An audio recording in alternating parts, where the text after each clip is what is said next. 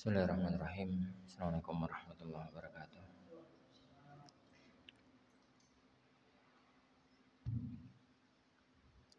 Alhamdulillahirabbil alamin.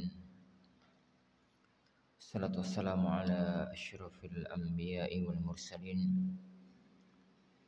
Nabiyyina Muhammadin wa ala alihi wa ashabihi ajma'in. Wala haula wala quwwata illa billahi rabbil alamin. Asyhadu an la ilaha illallah wahdahu la syarikalah, asyhadu anna Muhammadan abduhu wa rasuluh. Allahumma salli wa sallim wa barik ala nabiyyina Muhammadin wa ala alihi wa ashabihi ajma'in. Wala haula wala quwwata illa billahi rabbil alamin. Amma ba'd.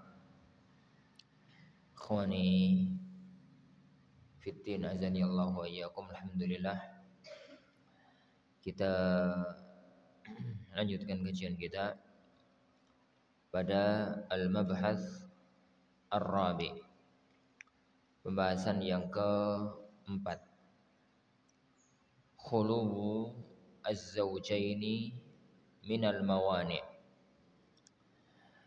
tidak adanya larangan pada kedua calon suami istri.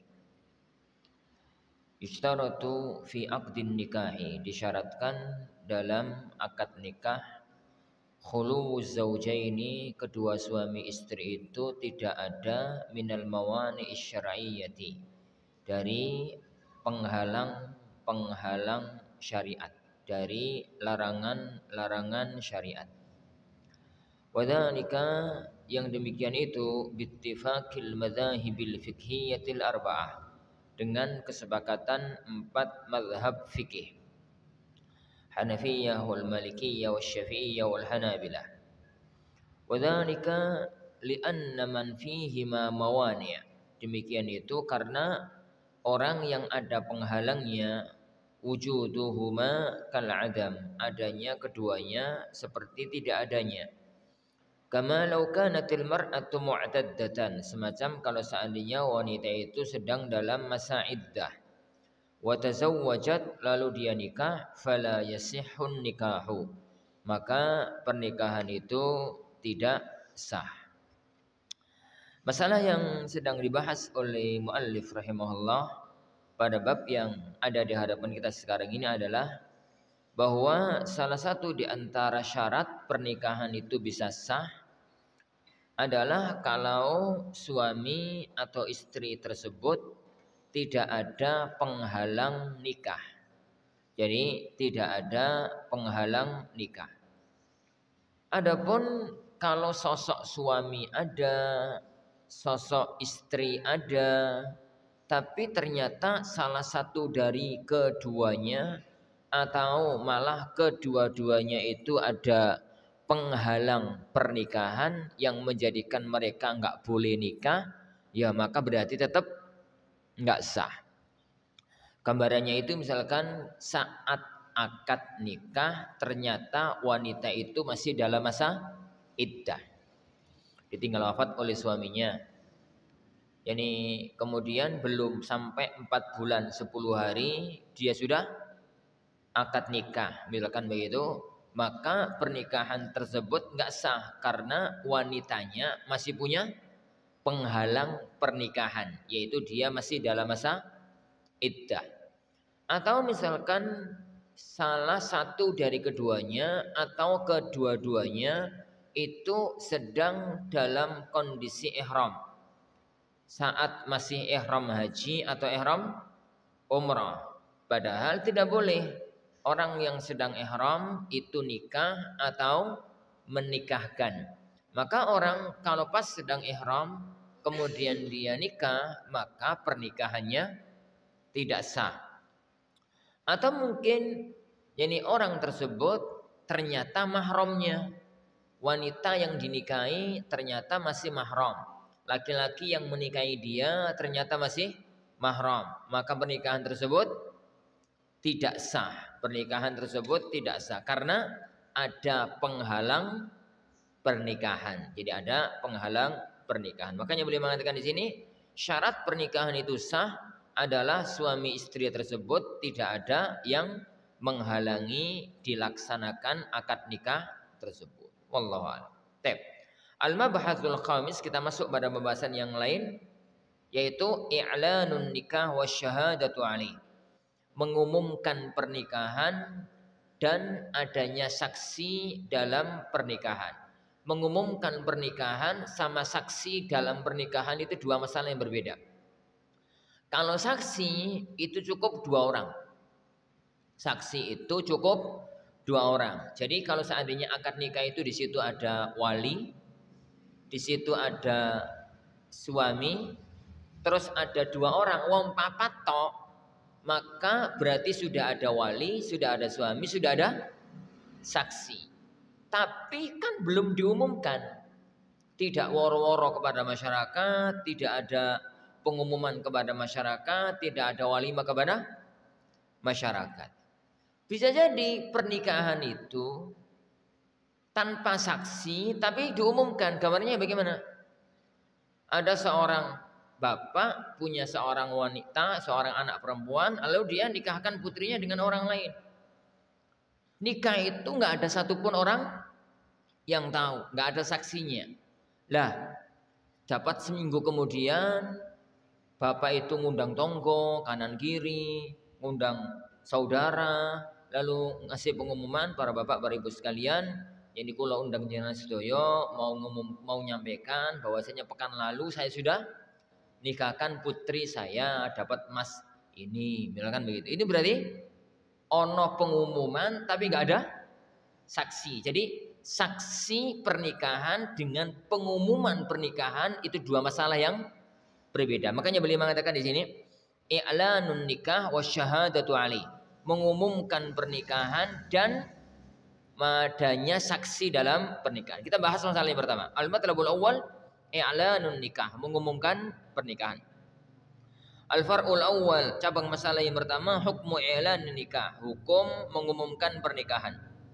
Yustahabbu i'lanun nikahi, dianjurkan untuk mengumumkan pernikahan. Wa dzalika bi ittifaqil madzahibil fiqhiyatil arba'ati, yang demikian itu dengan kesepakatan ulama fikih mazhab 4. Jadi 4 mazhab, Hanafiyah, Malikiyah, Syafi'iyah dan Hanabilah. Al-adillah, dalil yang menunjukkan dianjurkannya pernikahan itu diumumkan, dibuat walimahan adanya pernikahan tersebut kepada masyarakat umum. Al-adillah itu dalilnya awalan minas sunnah, dari as-sunnah, an Rubai' binti Muawwidh radhiyallahu anha qalat dakhala alayya an-nabiy sallallahu alaihi wasallam, Rasulullah sallallahu alaihi wasallam pernah masuk menemuiku, ghadata bunya alayya, jadi pada pagi hari aku itu dinikahkan. Fajalasa ala firashi kama majlisika minni, maka dia duduk jadi pada tempat tidurku ini sebagaimana duduk kamu sekarang ini.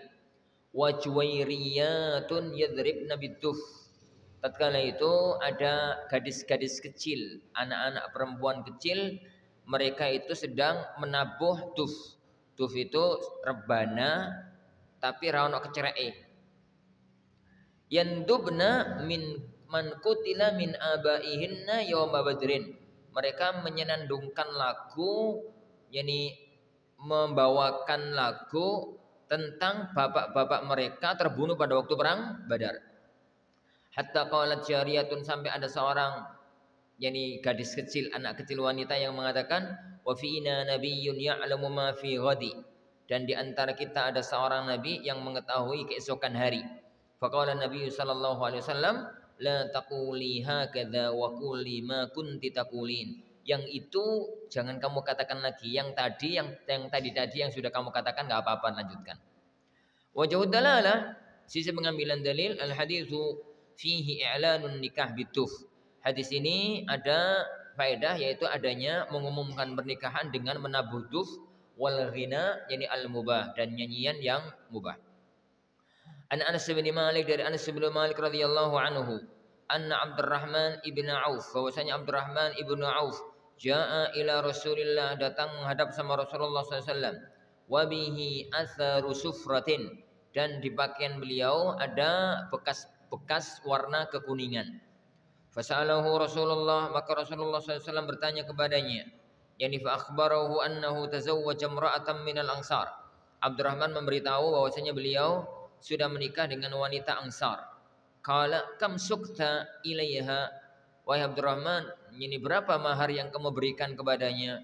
Qal, beliau mengatakan zinata nawatin min zahab, emas seberat biji korma. Bijinya ya, bukan buahnya. Biji yang jerun itu pirang gram? Kurma wis dipangan karek bijine. Itu bijine itu pirang gram? 1 lebih. Hah? Lebih ya? Berapa kurang? Sembol lah pokok sak mono. Mono ruwet.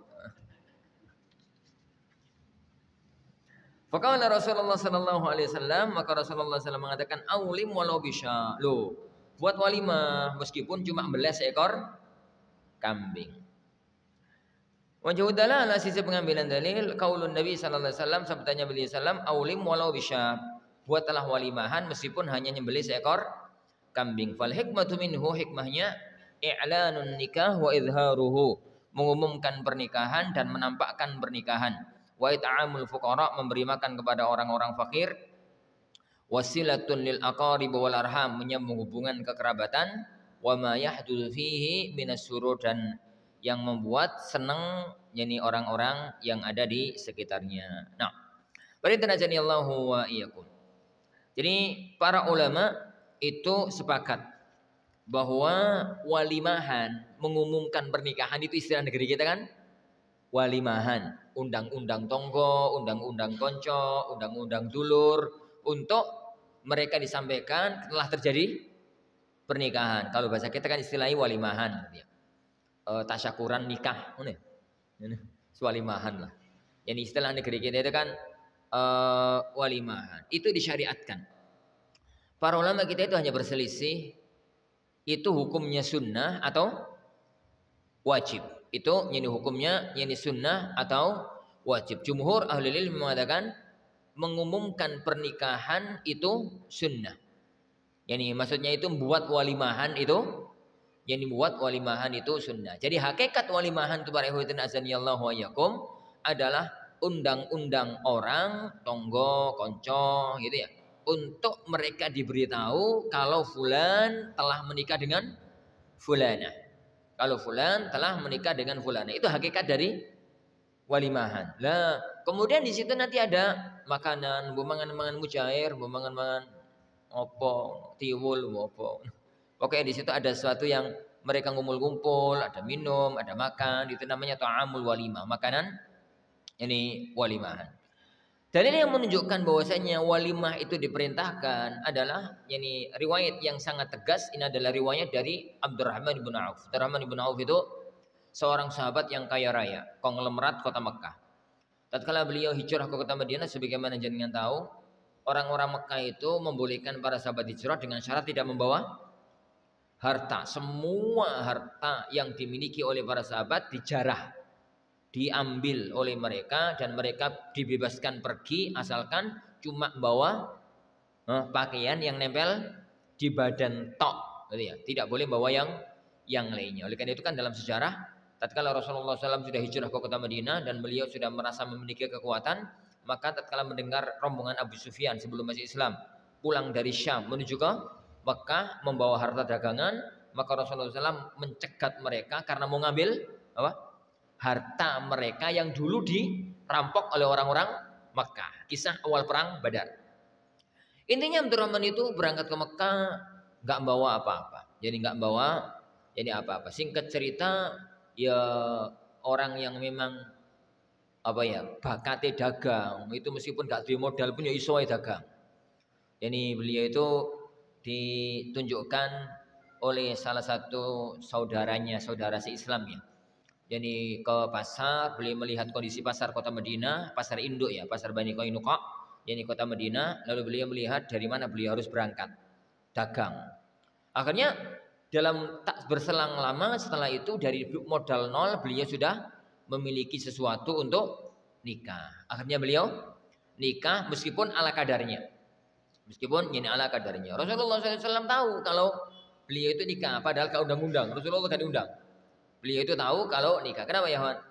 Jadi di zaman dahulu minyak wanginya laki-laki itu, minyak wanginya laki-laki yang dipakai oleh kaum laki-laki itu adalah minyak wangi yang baunya nyengat tapi tidak membekas di kain.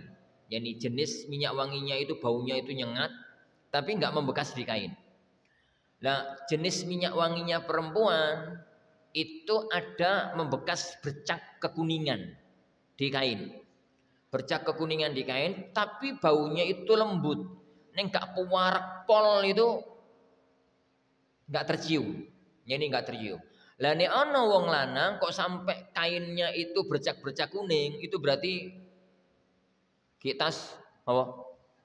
Mantenan. Kitas mantenan. Maka begitu Rasulullah SAW melihat Abdurrahman itu kainnya kok pakaiannya itu kok bercak-bercak warna kuning, pakaian zaman dulu kan pakaian polos putih. Jadi Rasulullah mengatakan, "Lu Abdurrahman, tas nikah toh?" "Kih ya Rasulullah." "Kih ya Rasulullah." "Sama siapa?" "Wanita Ansor." "Maharnya apa?" Rasulullah tanya mahar. "Lo kenapa?" "Lo baru sampai ke kota Madinah, barusan hijrah, duitnya entek nikah, aku maharnya apa?" "Maharnya sampean itu apa?" Karena mahar di zaman dulu standarnya, maharnya orang Arab zaman dulu standarnya sudah sering kita ulang-ulang. Maharnya Rasulullah SAW itu 12,5 uqiyah, 500 dirham. Itu kata para ulama, nek kasih mahar atau wanita kalau minta mahar jangan mahal-mahal. Yuk nirulah Rasulullah SAW. Tapi wis mahal ya. Ya wis. Nek untuk ukuran wong sedayo wis mahal.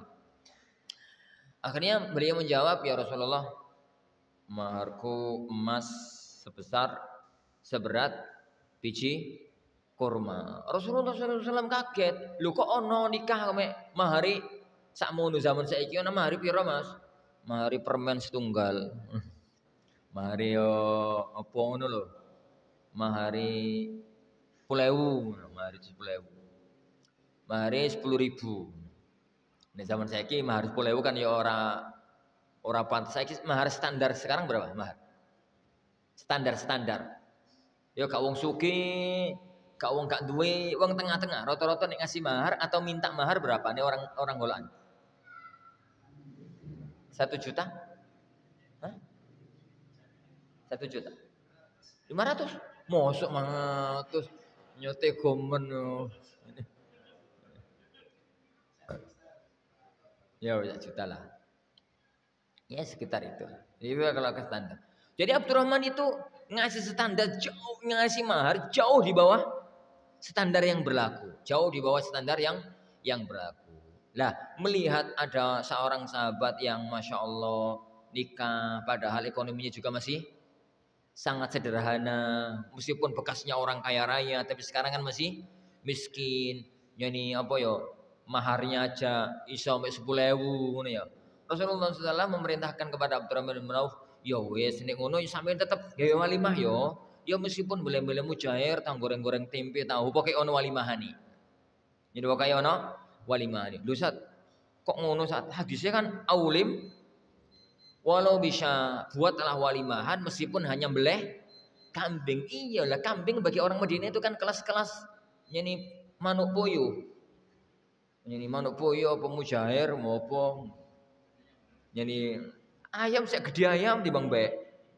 Ayam saya kena uang 10, saya kena uang 20. Isat, kayak saya. Ayam sita. Ora oleh.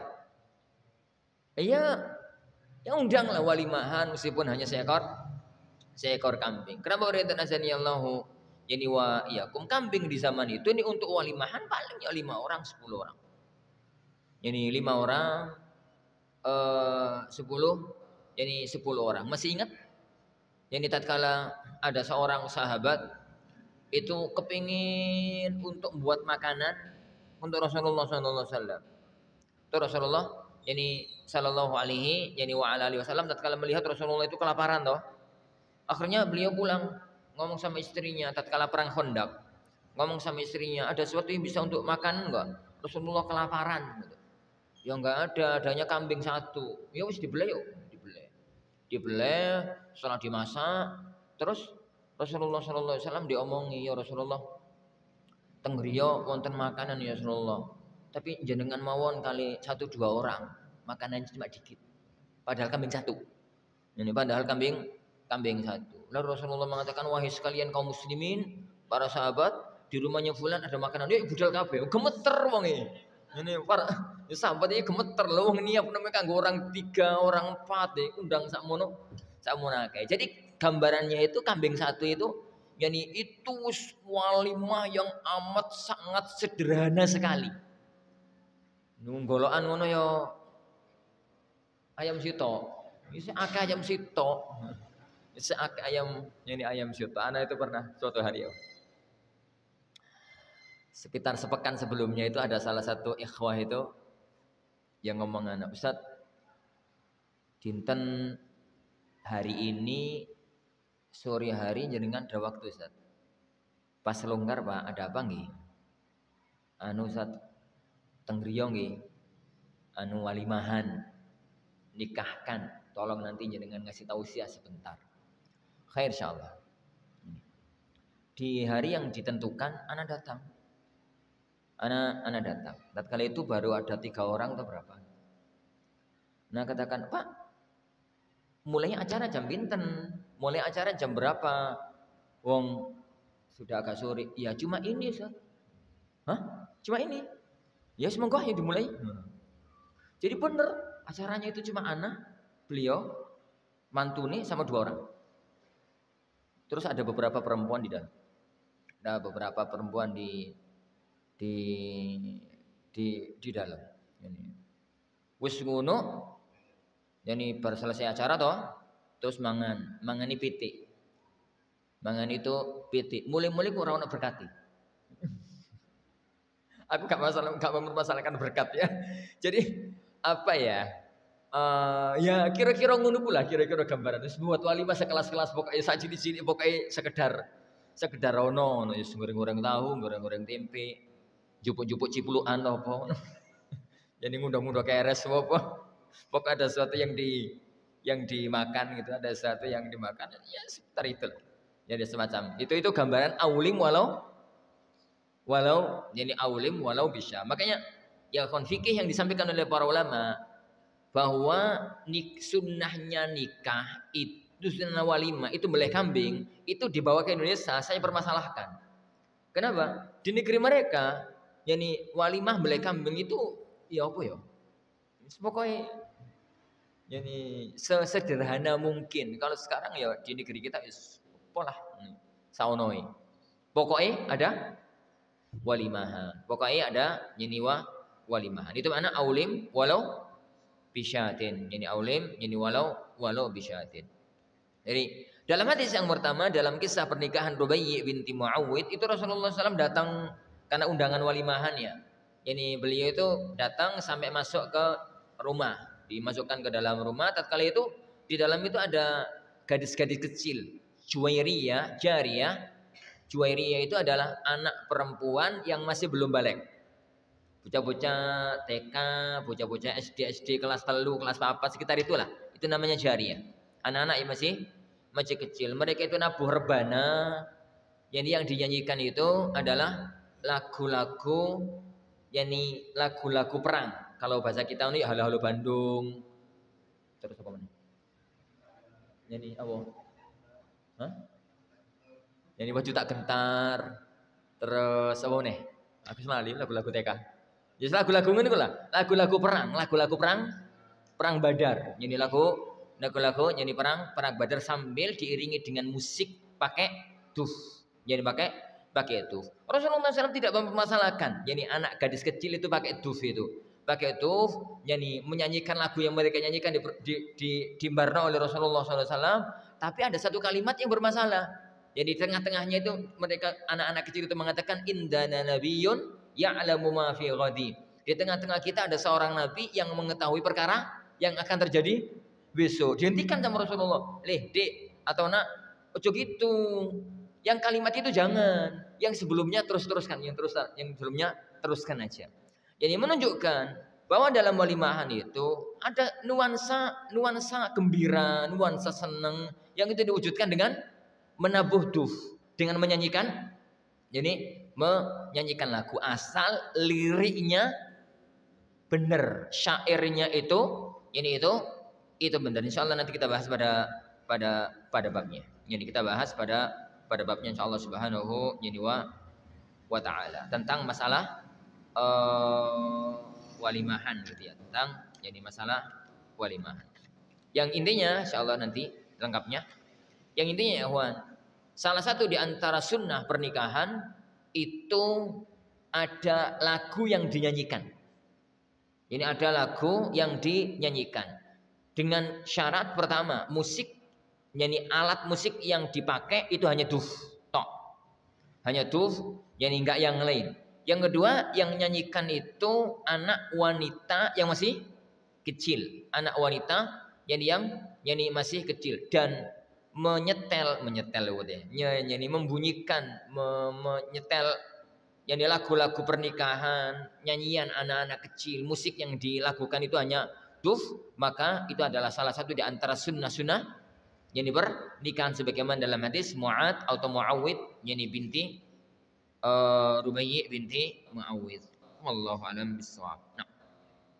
Tsaniyan yang kedua, anna fi i'lanin nikah izharan li fadilatin nikah. Yani kalau mengumumkan nikah adalah menampakkan kemuliaannya pernikahan. Fa innahu min sunanil mursalin. Karena nikah itu termasuk di antara sunnah-sunnahnya para rasul. Tsalitsan, anna fi i'lanin nikah wa isyharihi tamyizan lahu min as-sifah. Mengumumkan pernikahan, mengumumkan ya, itu membedakan antara nikah dengan zina. Kalau tiba-tiba ada laki-laki perempuan berduaan, kalau masyarakat sudah ngerti kalau mereka suami istri ini barno. Tapi kalau nggak pernah ada yang tahu, meskipun mereka sudah nikah, tapi nggak pernah ada yang dikasih tahu kalau mereka suami istri, itu ya cekal oleh Pak polisi, oleh Pak Hansip. Jadi karena mereka nggak tahu kalau keduanya adalah suami istri.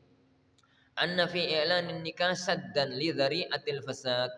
Bahwasanya dalam mengumumkan pernikahan itu menolak yani jalan menuju kerusakan. Kenapa? Jadi masyarakat tahu dengan jelas fulan dibunuh fulan sudah nikah. Sehingga kalau berduaan dibiarin. Kalau ada laki-laki perempuan bukan keluarga kok berduaan dan belum pernah ada walimahan berarti zina. Lah kalau kemudian tidak ada walimahan, maka nggak bisa dibedakan, orang itu nggak pernah tahu orang itu sudah nikah atau belum. Sehingga tatkala ada laki-laki perempuan berduaan dan macam-macamnya sendirian, orang-orang itu ikut nikah apa durung sebarno barangkali nikah. Itu malah akan merusak, yani akan ada jalan menuju ke kerusakan. Anna fi i'lan nikah hifdhan lil ansab wa ihtiyatan min jahdiha. Dalam pernikahan, mengumumkan pernikahan itu bisa menjaga nasab dan bersikap hati-hati dari menolak nasab tersebut. Karena sudah diketahui oleh banyak orang bahwasanya fulan dibunuh fulan nikah, kalau kemudian wanita itu hamil dan punya anak, maka berarti anak ini akan dinasabkan kepada laki-laki yang telah menikahinya. Taib. Al-far'u tsani, masalah yang kedua, hukmu nikahis sir. Hukum nikah yang rahasia. Hukum pernikahan rahasia. La yasihu nikahus sir alladhi yutawassa bi kitmanihi wa la yushhadu alaihi ahadan.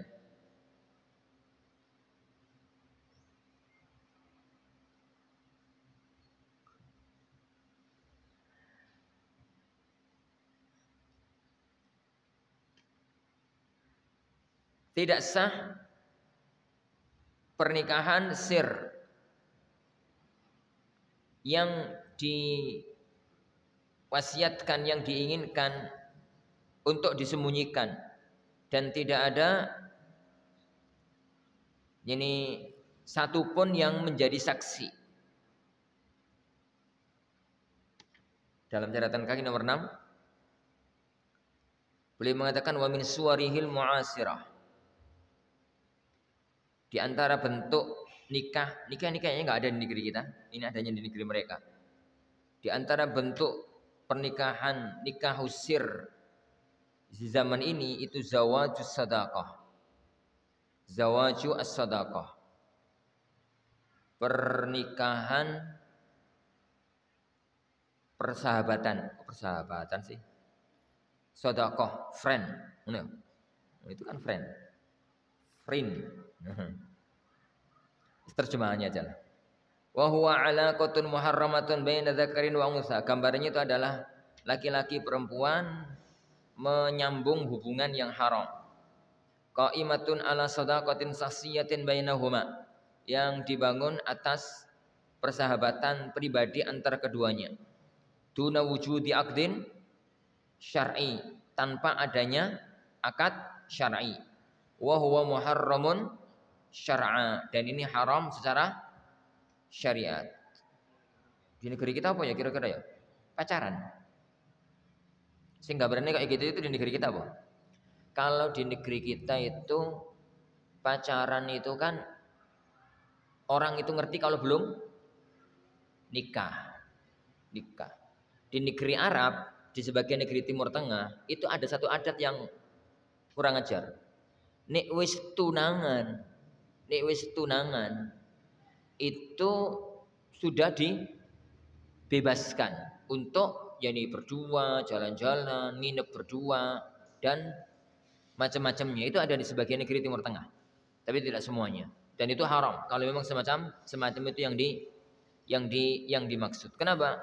Karena pertama, kalau itu adalah pernikahan, maka mesti ada saksi. Ada yang tahu kalau itu benar-benar sudah terjadi pernikahan. Kalau tidak ada saksinya dan tidak diumumkan, maka tidak ada bedanya antara itu dianggap sebagai akad nikah atau dianggap sebagai zina. Oleh karena itu beliau mengatakan yang dalilnya adalah ijma'. Nah, kalau ijma' ala dzalik, yang menukil adanya ijma' atas hal ini Ibnu Al-Arabi, Ibnu Rushd An-Nawawi dan Ibnu Taimiyah. Jadi Ibnu Taimiyah. Sanian yang kedua, li anna nikah alladhi yutawassa bi kitmanihi, pernikahan yang diminta untuk disembunyikan, la wala yashhadu alaihi ahadun, dan tidak ada seorang pun yang menjadi saksi, huwa min jinsis sifa, itu adalah semacam perzinaan. Itu ini semacam ini perzinaan. Sudah dilakukan akad, tapi nggak ada seorang pun yang menjadi saksi. Yani dan tidak diumumkan. Itu istilahnya di negeri mereka nikah usir. Istilah di negeri kita apa ya? Rauno. Nggak ada saksi loh, ini benar-benar nggak ada saksi, benar-benar nggak ada saksi. Kayaknya gambaran negeri kita nggak ada. Al-far'u tsalits,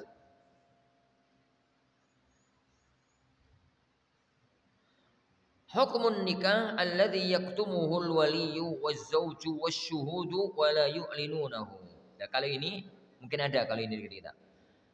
Pernikahan tapi pernikahan yang lengkap, ada wali, ada suami, ada saksi. Tapi mereka sepakat, hanya mereka tok yang tahu.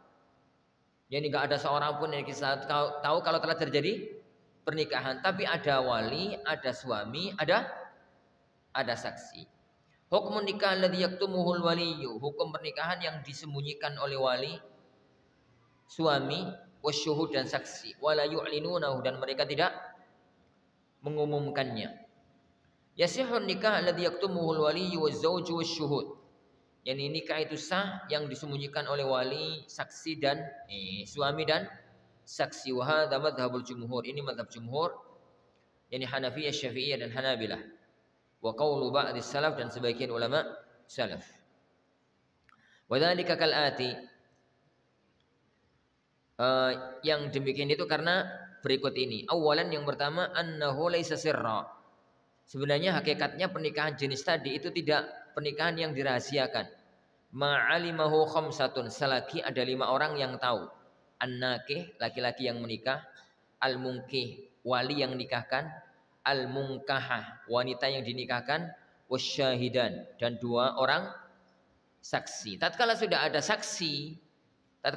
saksi, maka berarti sebenarnya sudah ada yang tahu, tapi hanya 2 orang dan rukun pernikahannya telah terpenuhi. Rukun pernikahannya telah terpenuhi. Hanya ada satu syariat yang dilanggar, yaitu nggak ada walimahan. Tapi walimahan itu tidak mempengaruhi hukum sahnya nikah. Sampai pun kita katakan walimahan itu wajib. Sampai pun ya kawan kita katakan walimahan itu wajib, maka kalau orang tidak walimahan itu berdosa, tapi nggak sampai membatalkan pernikahan. Nikahnya tetap sah, hanya dosa. Apalagi kalau kita katakan mengambil mazhab jumhur, kalau walimahan itu sunnah. Jadi walimah itu kok walimah. Nikah itu bisa sah, yang penting rukunnya terpenuhi. Dan rukunnya terpenuhi ada apa? Ada yang akad adalah wali sama suami, ada wanita yang dinikahkan dan ada 2 orang saksi. Jadi ada 2 orang saksi. Bedanya kasus ini dengan kasus yang sebelumnya. Kasus yang sebelumnya itu akad ada tapi nggak ada saksi. Benar-benar nggak ada saksi. Jadi benar-benar nggak ada saksi, maka berarti pernikahan itu adalah pernikahan yang tidak ada saksinya. Jadi pernikahan yang tidak ada saksinya. Nah, karena saksi itu dalam mazhab jumhur para ulama adalah salah satu di antara rukun pernikahan. Tidak sah nikah kalau tidak ada saksi.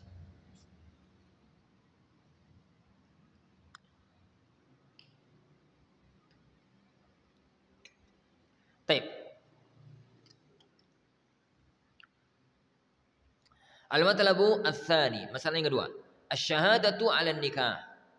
Jadi saksi adanya pernikahan, saksi pernikahan. Al-hukmun nikah biduni syuhud. Nikah, hukum nikah tanpa saksi. La yasihhu aqdun nikah biduni syuhud. Tidak sah akad nikah tanpa saksi. Wa huwa madhhabul jumhur. Ini madhabnya jumhur para ulama Hanafiyah, Syafi'iyah dan Hanabilah. Wa huwa qawlu ta'ifatin minas salaf. Ini ucapan sebagian para ulama unas salaf. Lianna nikah aqdun yata'allaqu bihi haqqu ghairil muta'aqidain.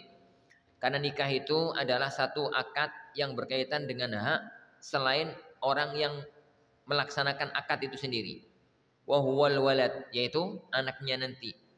Fasturitatys syahadatu fi, maka disyaratkan harus ada saksi. Li'an la yajhada abuhu fayadhi anasabuh, supaya bapaknya tidak menolak anaknya tersebut, akhirnya anak itu enggak punya nasab.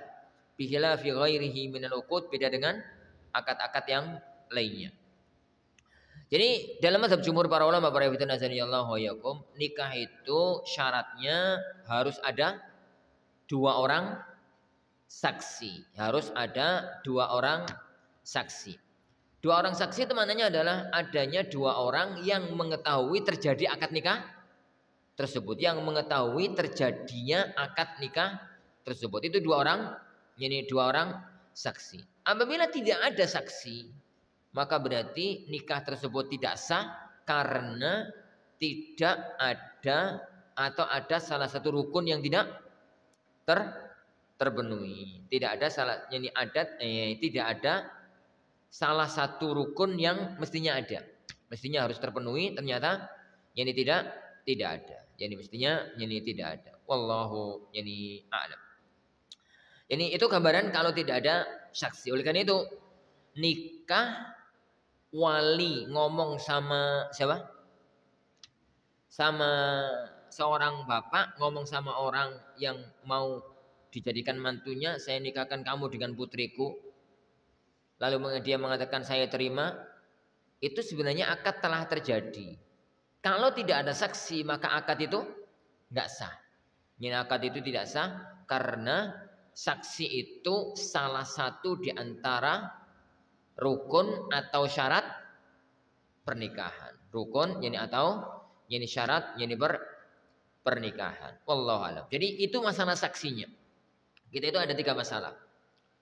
Nikah husir, nikah tanpa saksi. Otomatis diumumkan, niatnya memang disembunyikan. Yang kedua, nikah dengan saksi tapi gak diumumkan, gak ada walimahan. Yang ketiga, nikah dengan adanya walimahan. Nikah dengan adanya walimahan jelas, karena berarti sudah ada saksi dan diumumkan. Yani adapun yang pertama sama yang kedua itu sah karena sudah terpenuhi syarat rukunnya, meskipun ada pelanggaran syariat tidak diumumkan. Pernikahan itu tidak diumumkan. Nah, adapun yang pertama, nikah itu sudah ada akad nikah tapi tidak ada saksi, maka yani para ulama atau jumhur ulama mengatakan nikah itu nggak sah karena tidak terpenuhi salah satu syarat atau salah satu rukunnya. Wallahu alam bisawab. Nah, insyaallah subhanahu wa ta'ala para ikhwatin azani Allah yakum yang kita pelajari, insyaallah kita lanjutkan pertemuan yang akan datang biidzni rabbina tabaraka wa ta'ala. Tapi kita akhiri majelis kita. Subhanakallah wa bihamdik, asyhadu an la ilaha illa anta, astaghfiruka wa atubu ilaik. Wassallallahu wasallam wa baraka ala nabiyyina Muhammad. Assalamualaikum warahmatullahi wabarakatuh.